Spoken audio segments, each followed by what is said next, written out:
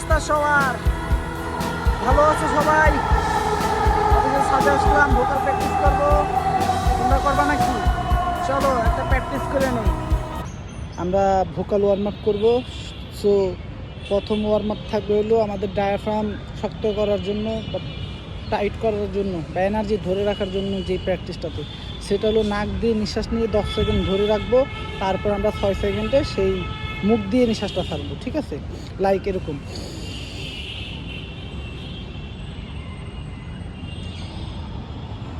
আর ভিডিওটা বড় না করার জন্য আমি শর্টলি আপনাদেরকে বুঝালাম।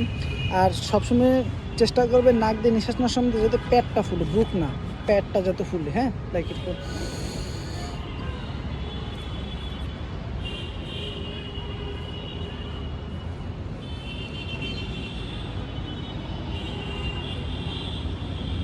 দ্বিতীয়